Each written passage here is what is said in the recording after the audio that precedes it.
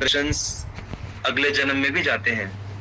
तो it's quite natural कि अगर हम किसी पर्टिकुलर देवी देवता की सेवा या आराधना किए हैं इस जन्म में, तो नेचुरली अगले जन्म में हमारी एफिनिटी ज्यादा रहेगी उनके प्रति, क्योंकि इंप्रेशंस हैं। लेकिन जब देवी देवताओं की वर्शिप होती है तो उसमें सुकृति का कॉन्सेप्ट नहीं आता। सुकृति का कॉन्सेप्ट आता है सिर्फ भगवान के केस में।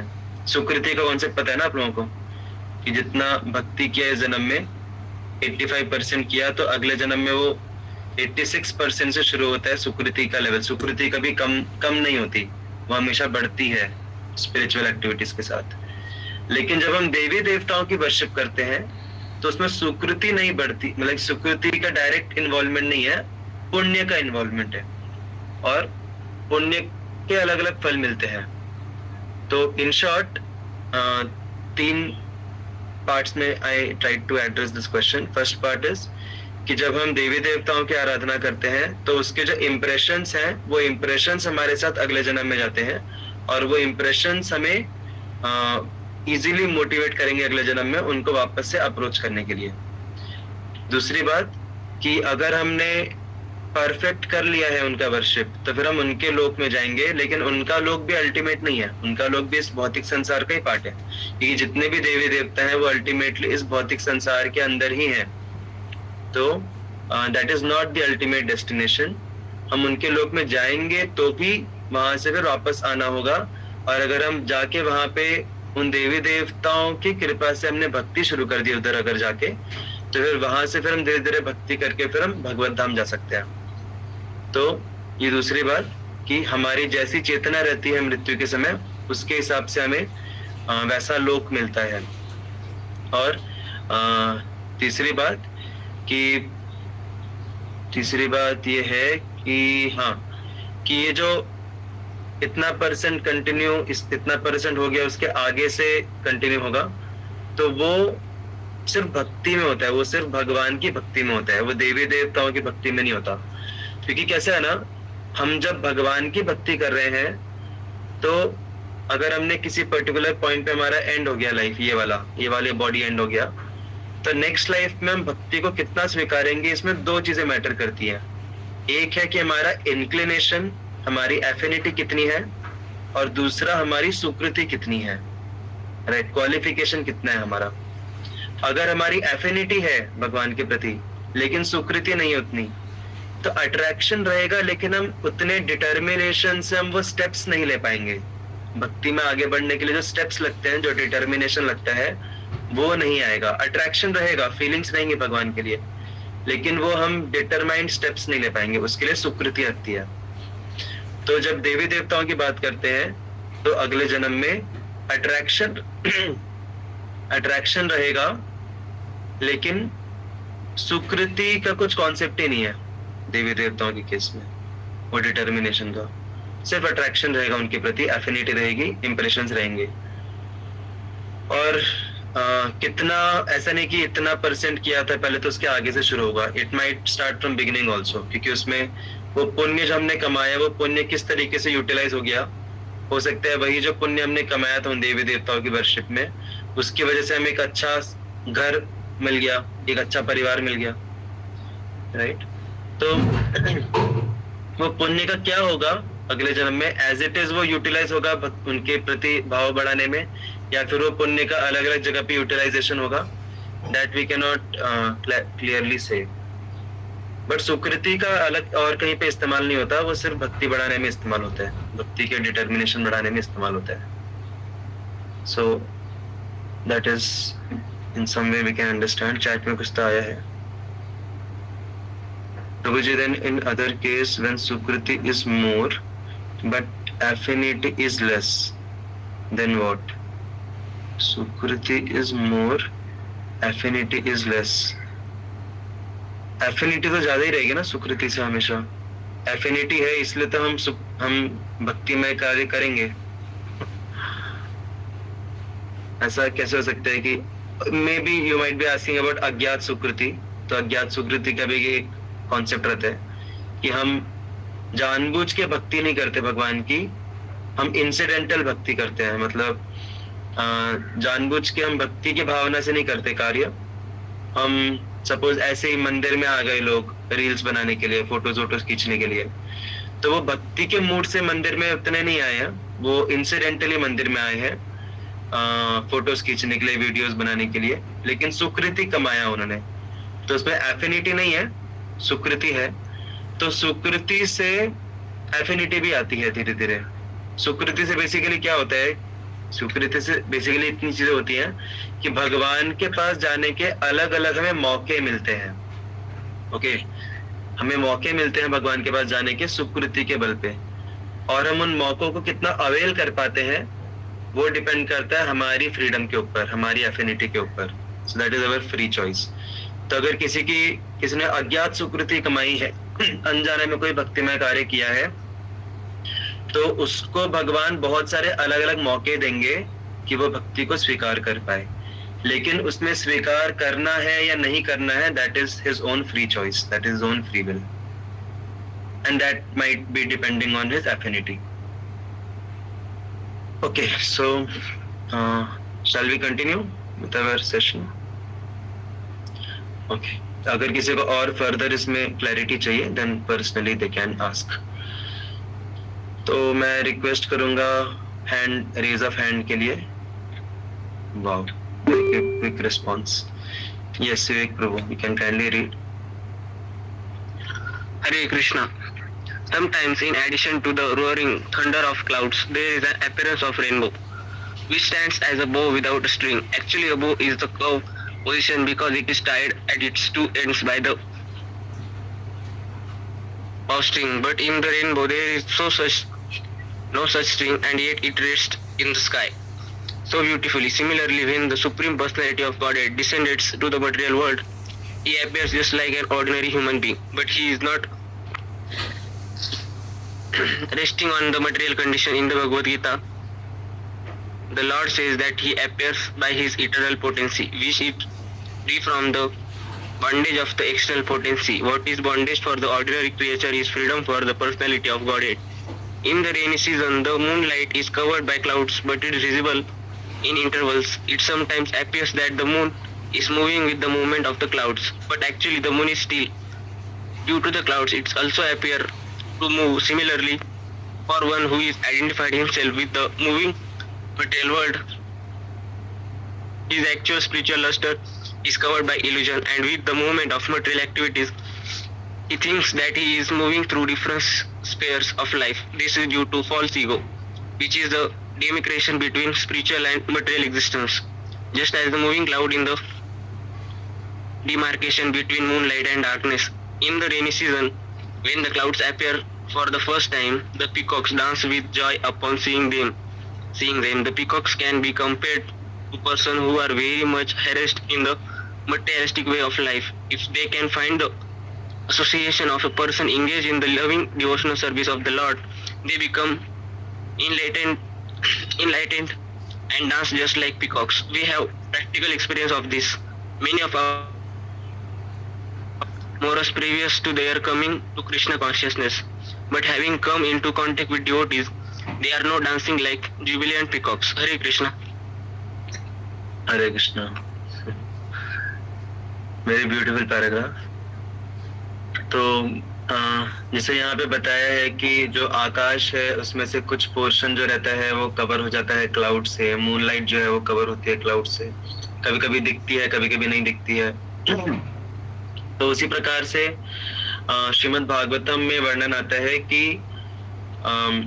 जनरली हम लोग ऐसा समझते हैं ना कि स्पिरिचुअल वर्ल्ड अलग है और मटेरियल वर्ल्ड अलग है, but that's not how it actually is. Actual में रियलिटी कैसी है कि सब कुछ स्पिरिचुअल वर्ल्ड है। एक्चुअल में पूरी जो एग्जिस्टेंस है दैट इज स्पिरिचुअल वर्ल्ड।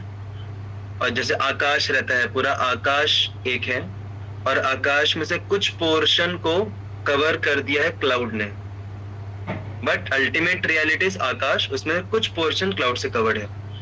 उसी प्रकार से जो पूरा एग्जिस्टेंस है, पूरा एग्जिस्टेंस स्पिरिचुअल वर्ल्ड है, वैकुंठ जगत है पूरा एग्जिस्टेंस, उसमें से कुछ पार्ट जो है वो एक क्लाउड से कवर किया गया है और वो क्लाउडेड पोर्शन जो है that clouded portion is material world. Visualize हो रहा है? थोड़ा क्लैरिटी आ रही है? तो मटेरियल वर्ल्ड स्पिरिचुअल वर्ल्ड अलग अलग नहीं है. Material spiritual world is everything, उसमें से कुछ पोर्शन एक क्लाउड द्वारा कवर्ड है, and that is material world. और वो जो क्लाउड है वो क्लाउड किस मटेरियल का बना है? That cloud is made up of material that is called as false ego. तो ये जो अहंकार नामक फॉल्स ईगो नामक जो मिथ्या अहंकार जो है, वो मिथ्या अहंकार के बादल से ढका हुआ जो पोर्शन है स्पिरिचुअल वर्ल्ड का, दैट इज मटेरियल वर्ल्ड. तो पूरे मटेरियल वर्ल्ड का, हमारे पूरे भौतिक एग्जिस्टेंस का जो आधार है वो है मिथ्या अहंकार. और वो मिथ्या अहंकार क्या है? वो मिथ्या अहंकार है खुद को आइडेंटिफाई करना कि हम ये शरीर है, हम ये मन है, और हमारा भगवान से एक हमारा जो अस्तित्व है भगवान से अलग होके है. तो ये जो मिथ्या अहंकार है, this is the difference between material world and spiritual world. तो इससे हमें क्या समझ में आता है? इससे हमें ये समझ में आता है कि अगर ये क्लाउड हट गया देन एवरीथिंग इज स्पिरिचुअल. तो ये जो संसार है, ये संसार भौतिक नहीं है, ये संसार आध्यात्मिक है, क्योंकि ये संसार भगवान की शक्ति है. लेकिन इस संसार का हमारा जो आइडेंटिफिकेशन है, इस संसार के साथ डील करने का हमारा जो परसेप्शन और जो नजरिया है, आउटलुक है, that is illusion, that is false ego. जैसे अभी फॉर एग्जाम्पल ये जो आप सबका लैपटॉप या मोबाइल है, तो ये लैपटॉप, यही लैपटॉप अगर हम भगवान की सेवा में इस्तेमाल कर रहे हैं तो यही लैपटॉप स्पिरिचुअल है, ये मटेरियल नहीं है, ये लैपटॉप स्पिरिचुअल है. लेकिन अगर मैं इस लैपटॉप का इस्तेमाल कर रहा हूं अपने भोग विलास के लिए, अपने शारीरिक भोग विलास के लिए, तो यही लैपटॉप हो गया मटेरियल, क्योंकि इस लैपटॉप, मेरा जो इस लैपटॉप के साथ जो इंटरेक्शन है उसको फॉल्स ईगो ने कवर कर लिया है. लेकिन अगर मैं यही लैपटॉप के साथ मेरा जो इंटरेक्शन है, इसको मैं ट्रू ईगो में करता हूँ, इसको मैं इस्तेमाल कर रहा हूँ भगवान की सेवा में. अभी भगवान की सेवा मतलब डायरेक्टली भी कर सकते हैं हम भगवान के लिए, इसमें भगवान का दर्शन लेना और भगवान की सेवा करना अलग अलग प्रकार की. तो then this laptop is spiritual. Actual में ये लैपटॉप स्पिरिचुअल ही है, एक्चुअल में एवरीथिंग इज स्पिरिचुअल. बस हमारा डील करने का जो तरीका है वो जब मिथ्या अहंकार के बलबूते पे हो जाता है, then our interaction becomes material with that object. तो that same thing applies with everything. even हमारा जो शरीर है, ये जो हमारा जो ये हाथ पैर है, हमारा पूरा जो बॉडी है, this whole body actually is spiritual, क्योंकि अल्टीमेटली ये भगवान की शक्ति से ही है बना हुआ. लेकिन वो जो मिथ्या अहंकार है हमारा खुद का आइडेंटिटी भगवान से भिन्न समझना और भगवान की तरह एंजॉय करने का प्रयास करना, नॉट भगवान के साथ एंजॉय करने का प्रयास करना, that Endeavour, that mindset is material. और उसकी वजह से हर चीज मटेरियल में कन्वर्ट हो जाती है फिर हमारे लिए. तो हमें बहुत ज्यादा, इसीलिए मतलब हमारी जो पूरी संस्था है, पूरा जो मूवमेंट है, इसका नाम क्या है? International society for Krishna consciousness. तो पूरा खेल जो है, पूरा खेल कॉन्शियसनेस का है, बाकी कुछ नहीं बदलना है. हमें ना कुछ त्याग करना है और ना ही हमें कुछ बदलना है, ना ही हमें अपने फैमिली को, ना ही हमें हमारे जॉब को, ना ही हमें हमारे शरीर को, किसी भी चीज को त्यागना नहीं है, किसी भी चीज को कष्ट नहीं पहुंचाना है. हर चीज को, बस हर चीज के साथ डील करने का हमारा जो कॉन्शियसनेस है, चेतना है, उस चेतना को ऊपर उठाना है, उस चेतना को स्पिरिचुअलाइज करना है हमें. और वो चेतना कैसे स्पिरिचुअलाइज होगी? हमारी चेतना जो है वो हमारे एक्टिविटीज द्वारा डायरेक्ट होती है. जैसी एक्टिविटीज होती है हमारी, वैसे ही धीरे धीरे हमारी चेतना बनती है. ऐसा बोलते हैं ना कि first we make our habits and then our habits make us. हम पहले हैबिट्स फॉर्म करते हैं एक्टिविटीज कर करके बार बार, और फिर वो जो एक्टिविटीज, वो जो हैबिट्स हैं, वो फिर हमारे कैरेक्टर, हमारे कॉन्शियसनेस को फिर आगे फॉर्म करती हैं, फ्रेम करती हैं एक तरीके से. तो इसीलिए हमारा पूरा भक्ति का जो प्रोसेस है वो क्या है कि हम अपने एक्टिविटीज से शुरू करें. We start with our activities we start spiritualising our activities, हम अपने एक्टिविटीज को स्पिरिचुअलाइज करना शुरू करें, और हम धीरे धीरे जैसे जैसे हमारी एक्टिविटीज को स्पिरिचुअलाइज करेंगे, हमारे आसपास जितनी भी चीजें हैं, हमारा शरीर जो है, हमारा मन जो है, इसको हम डेलिबरेटली जब भगवान से कनेक्ट करेंगे, उनकी सेवा में इस्तेमाल करेंगे, बार बार करेंगे, तो धीरे धीरे then that will become our consciousness, and when that becomes our consciousness, slowly by our endeavors also and by Bhagwan's, by Krishna's kripa also, then our consciousness will become Krishna consciousness. और जब हमारी consciousness Krishna consciousness हो जाएगी, तो ये पूरा जो संसार है, ये पूरा संसार दुखालयम नहीं रहेगा, ये पूरा संसार सुख आलयम रहेगा, आनंद की जगह रहेगी ये पूरी संसार। तो इसीलिए ऐसा बोला जाता है कि जनरली संसार में दो ही प्रकार के लोग सुखी हैं। एक, कोई बता सकता है कौन से दो प्रकार के लोग सुखी हैं इस संसार में?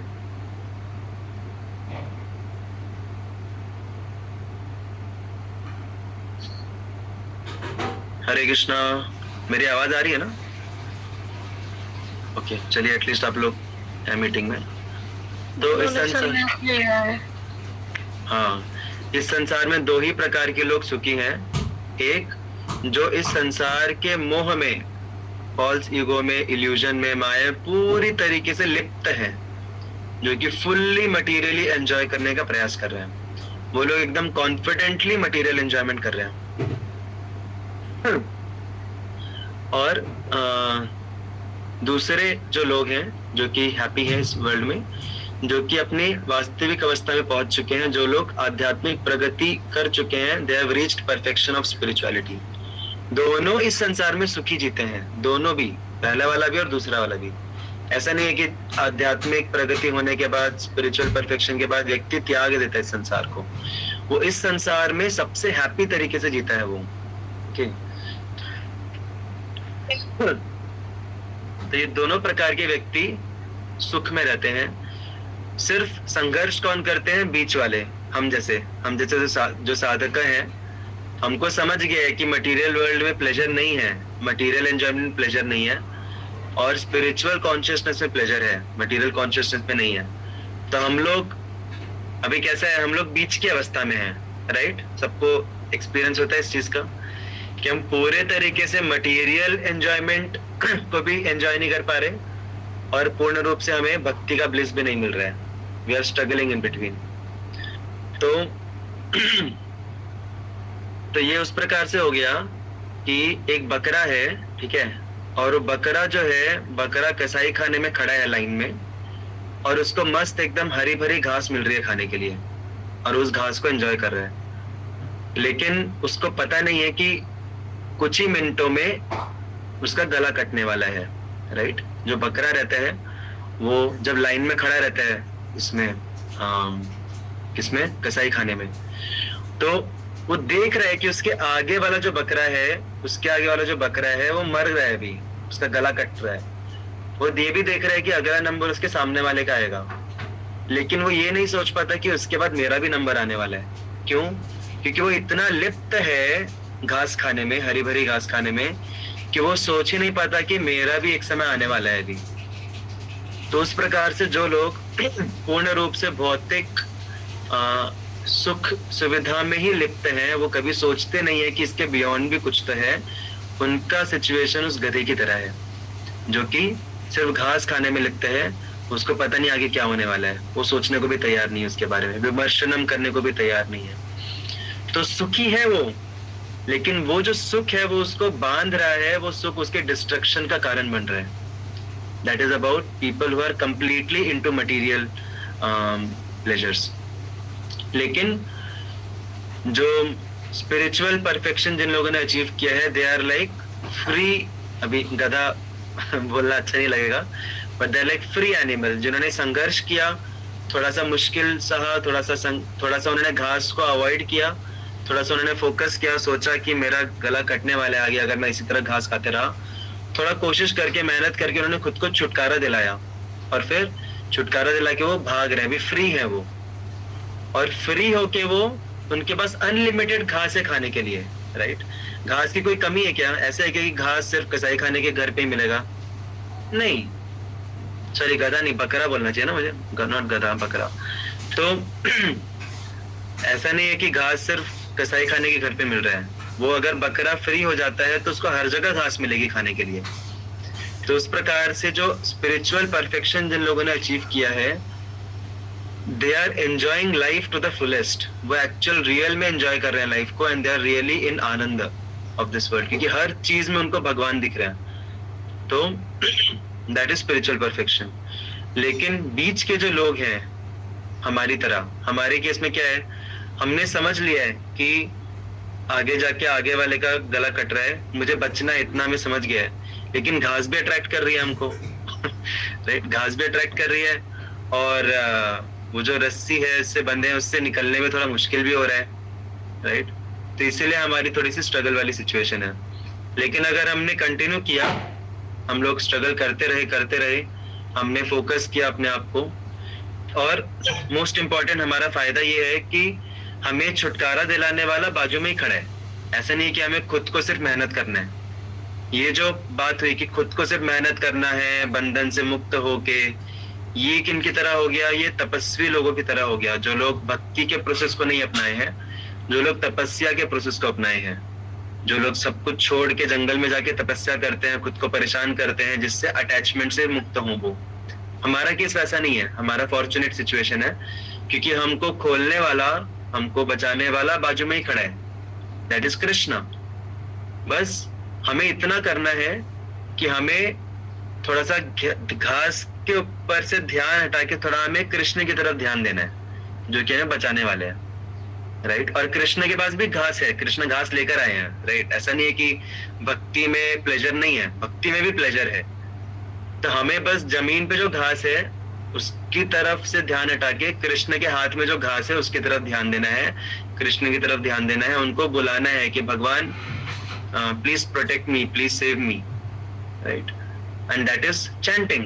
हम जब चैंटिंग कर रहे हैं तो हम भगवान की कृपा को आकर्षित कर रहे हैं, और साथ साथ हमें दिखाना भी है कि I really want to get free, and that is our endeavours, that is our तपस्या। तो जब हम ये सब करेंगे combined process, then slowly then Krishna will free us, and then we will be that third level of pleasure की मुक्त अवस्था की जो happiness है, and that will happen in our case also. So लंबा चौड़ा डिस्कशन हो गया इसी एक पॉइंट पे but it's worth discussing. तो बेसिकली पॉइंट ये है कि ये मटेरियल वर्ल्ड जो है, ये इसको मटेरियल कौन बनाता है? हमारी कॉन्शियसनेस। और हमारी कॉन्शियसनेस जितनी ज्यादा स्पिरिचुअल रहेगी by the practice of bhakti, that much उतनी स्तर तक हमें ये मटेरियल वर्ल्ड मटेरियल एक्ट नहीं करेगा, not as a material world. This world will act as Krishna's energy. This world will act as spiritual world. Okay? And तब जाके हमें जीवन का वास्तविक आनंद और वास्तविक संतुष्टि हमें मिल पाएगी। और इसमें बहुत इम्पोर्टेंट रोल होता है डिवोटी एसोसिएशन का, क्योंकि यहाँ पे जैसे पीकॉक्स का एग्जांपल दिया गया है कि इस दुनिया में हर एक व्यक्ति त्रस्त है, हर एक व्यक्ति फ्रस्ट्रेटेड है लाइफ से, क्योंकि जिधर भी जाओ, जिस पे भी इन्वेस्टमेंट करो रिलेशनशिप का, हर जगह से हमें डिससेटिस्फैक्शन मिलता है। हम जैसा चाहते हैं वैसे लोग एक्ट नहीं करते, राइट? हमारी एक्सपेक्टेशन कुछ और रहती हैं, हमारे लाइफ में सिचुएशंस कुछ और आती हैं, स्ट्रगल्स हैं, बहुत कुछ है इस संसार में, और इसकी वजह से लोग परेशान हैं। Everyone is frustrated in life, पूरी दुनिया में। लेकिन जब ऐसे लोग इस मटेरियल वर्ल्ड के हैरेसमेंट से गुजरते हुए थोड़ा सा भगवान के प्रति मुड़ते हैं, भगवान के भक्तों का एसोसिएशन करते हैं, तो यहाँ पे जाके उनको थोड़ा सा शांति मिलता है, थोड़ा संतुष्टि मिलता है। अभी जैसे रिसेंटली मैं एक डिवोटी से डिस्कस कर रहा था कि जैसे जैसे अभी समय आगे बढ़ रहा है, एक पॉजिटिव चेंज आ रहे हैं by the media and somehow I don't know how, but लोगों का स्पिरिचुअल इंक्लिनेशन बढ़ रहा है, जो कि सरप्राइजिंग है, क्योंकि जैसे जैसे एडवांसमेंट बढ़ रहा है, मटेरियल एडवांसमेंट, लोगों का मटेरियल इंक्लिनेशन बढ़ना चाहिए, स्पिरिचुअल इंक्लिनेशन कम होना चाहिए। बट उल्टा हो रहा है। आजकल के जमाने में मॉडर्न जनरेशन जो है वो ज्यादा स्पिरिचुअलिटी को अप्रिशिएट कर रही है और उसको चाहे कमिट कर पाए या ना कर पाए एटलीस्ट एक्सप्लोर कर रही है स्पिरिचुअल डायमेंशंस को लाइफ के। तो मैंने बोला कि कोविड वगैरह के बाद से ज्यादा हुआ है, थोड़ा कोविड की वजह से प्रॉब्लम्स की वजह से लोग थोड़ा चेतना पे विकसित हुई है, ऐसा मैंने बोला। बट वो डिवोटी जो है, डिवोटी मतलब ही is not into completely Krishna consciousness, but he is coming slowly. हमारे ग्रुप के एक मेंबर है, I will not take the name. So but he is very mature in spirituality also and in his worldly experience also. उन्होंने बोला प्रभु Covid वगैरह का कुछ वो नहीं है और टाइम का भी कुछ वो नहीं है, प्रॉब्लम ये है कि लोग परेशान हैं जीवन से, और जैसे जैसे समय आगे बढ़ रहा है लोगों का जो फ्रस्ट्रेशन है और परेशानी वो बढ़ते जा रही है। And when they come to temple, जब वो मंदिर में आते हैं, जब भगवान का दर्शन लेते हैं, यहाँ पे कीर्तन देखते हैं, भक्तों का संग लेते हैं, तो उनको एक होप मिलती है जीवन में। दे गेट सम होप को क्या बोलते हैं हिंदी में, एक उम्मीद मिलती है जीवन जीने की, और एक सहारा मिलता है, एक क्या बोलते हैं, एक सपोर्ट मिलता है उनको। नहीं भी मिला तो अंदर से एक पॉजिटिविटी मिलती है, और लगता है कि यहाँ पे कुछ लोग हैं जो सुखी हैं एक्चुअल में, जो लोग जीवन को सही दिशा में जी रहे हैं। And with that expectation they come and they associate with devotees. तो इसीलिए बहुत जरूरी है कि हम लोग पहले डिवोटी एसोसिएशन अच्छे से अपने जीवन में स्वीकारें। हम अगर हमें कभी दिखता भी है, सपोज कोई डिवोटी है जिसका कुछ तो बिहेवियर से हमें अगर हो सकता है हर्ट हुआ हो, अगर हो सके कि हम हुआ हो कि हमें जैसा एक्सपेक्टेड था वैसा नहीं मिला हो उनका response, that does not mean that we become hopeless. क्योंकि यहाँ पे डिवोटीज जो है at least they are endeavouring towards perfection, कम से कम वो परफेक्शन की तरफ एंडेवर कर रहे हैं। भले ही हर कोई स्ट्रगल कर रहा हो, लेकिन स्लोली एवरीवन इज इम्प्रूविंग। तो स्पिरिचुअलिटी में एक्चुअल होप और एक्चुअल शेल्टर है, एंड हमें उतना अब ओपन माइंडेड होना चाहिए कि हम उसको एक्सेप्ट करने का प्रयास करें, हम उसको अपने जीवन में अपनाने का प्रयास करें। और जब हम स्पिरिचुअलिटी को अपने जीवन में ढालेंगे, स्पिरिचुअलिटी से हम कनेक्ट होंगे, भगवान से कनेक्ट होंगे, कृष्णा से कनेक्ट होंगे, उतना ज्यादा हमें भी अपने जीवन में ये सब जो फ्रस्ट्रेशन से ये सब जो ताप है, इन सब ताप से धीरे धीरे हम ऊपर उठेंगे। और जैसे अगर किसी व्यक्ति को बहुत परेशानी हो रही है और उसको एक दवाई मिल जाती है और उसका वो परेशानी दवाई से सॉल्व होता है, तो क्या करता है वो शांत नहीं बैठ पाएगा, वो चाहेगा कि हर एक व्यक्ति जो परेशान है उस सभी व्यक्तियों को वो दवाई मिले। तो इसी प्रकार से जब कोई व्यक्ति स्पिरिचुअलिटी को अच्छे से सीरियसली अपने जीवन में अप्लाई करेगा, उससे बेनिफिट उसको मिलेगा, डिवोटी एसोसिएशन का बेनिफिट उसको मिलेगा, तो नेचुरली वो शांत नहीं बैठ पाएगा। उसकी इच्छा होगी कि मैं बाकियों को, ज्यादा से ज्यादा लोगों को ये दे पाऊं जो मुझे मिला है। तो इसीलिए बहुत जरूरी है कि हम भक्ति में परिपक्व बने, we become mature in devotion, और हम एक दुनिया में एक पॉजिटिव होप और पॉजिटिव सॉल्यूशन का एक मीडियम बने। लेकिन उसके लिए पहले हमें भक्ति को अपने जीवन में स्वीकार करना होगा, और हमें अपने जीवन में वो होप और वो जो पॉजिटिविटी है उसको एक्सपीरियंस करना होगा। जितना हम करेंगे उतना हम उसके मीडियम बन पाएंगे दूसरों के लाइफ में। So that's what we can understand from this paragraph that we read. Hare Krishna. Will stop here. अगर किसी को कोई भी प्रश्न है जो भी हमने डिस्कस किया उससे related, then you can please feel free to connect and you can ask in Jigyasa forum, or you can ask personally also. Hare Krishna. Shrimad Bhagavata Mahapurana की जय, श्रील प्रभुपाद की जय। Hare Krishna Krishna Hare Hare, Hare Ram Ram Ram Hare Hare. Thank you so much. Hare Krishna प्रभु जी। हरे कृष्णा। हरे कृष्णा।